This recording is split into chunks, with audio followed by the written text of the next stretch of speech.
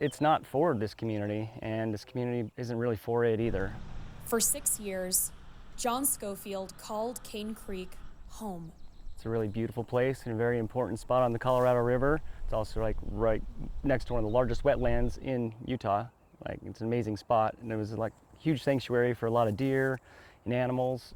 At the end of 2022, he says he was evicted from the Navajo structure he was living in on the hill of the floodplain. It was one of the sanctuaries really for low-income housing out here. There's families that lived right here, and when this developer bought the property, they gave us 1 month to get out into the middle of winter.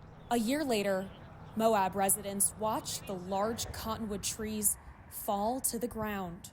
The most concerning aspect was seeing the area being bulldozed and all the wildlife being pushed out and seeing the native trees ripped down. Cane Creek Preservation and Development has plans to build a luxury resort-style housing development on this 180-acre property surrounded by Bureau of Land Management land. Kings Bottom is it's a flood deposit. It was created by the Colorado River. So to put luxury, expensive homes on a floodplain is morally wrong. John Weisheit says these once-a-century floods are becoming more and more frequent. And when Cane Creek Boulevard floods, there's no other way in and out of this area. It has already happened, and it will happen again. And so people need to understand that their property and their lives are in danger if they buy into this development. I spoke with one of the developers of the project. He says that this development is what Moab needs to survive. In an area like Moab, which is highly constrained in terms of its housing supply as well as its developable land supply, it is interesting to look at other markets like this that have not grown out or not addressed kind of the trends that are happening in them. You see an increase in everyone's housing stock as there's a supply constraint. Trent Arnold speaking to me over the phone. He says the developers are trying to stay obscured after receiving threats. Arnold addressed people's concerns about harm to the precious ecosystem. This property is zoned for almost 2,500 units, and our current plan has us building somewhere between 280 and 580 units, and it'll probably be closer to the lower side of that range.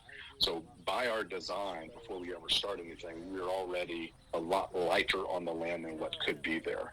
Arnold says they plan to lift the site of the homes and the road to mitigate flood risk. We're building up the site to be above the 100-year floodplain, and in some cases above the 500-year floodplain. At that elevation, we are now out of the floodplain in a way that almost a third of the town of Moab is not. One question many asking, how is this development legal? In 1992, when all this was beginning, the people who lived here at that time were desperate for something to keep this town alive. This town was dying. Former Grand County Commissioner Sam Cunningham says a previous property owner asked for permission to develop a small campground. It could pave the way for other people to do the same thing on their property and yet not change the whole feeling or the ecology of where it was. He had a large portion there. He had, I believe, 180 acres. But he only wanted 10 acres developed. But she says the mystery is sometime in the last few decades when the property changed hands, the rezone stated that all of the land could be developed. All I know is what we okayed was not turned into law. That's all I know. Currently, residents are fighting to repeal a bill passed this last legislative session, which allows developers to create a preliminary municipality out of the land they own. They basically can create a city here without any residents and make all of their own laws. And it appears that this law was specifically tailored for this development. Despite a lack of funds, community members are trying to find a way they can stop this development. Are you, as developers, worried that because of this strong community reaction, you won't be able to complete this project? No, we're in our legal rights and we're well capitalized. In Moab, Cane Creek is one of the last respites for locals to get away from the chaos of what has become our town. Jenna Bree, To us, this is part of our legacy. Fox 13 News, We don't like it when it's trampled. Utah.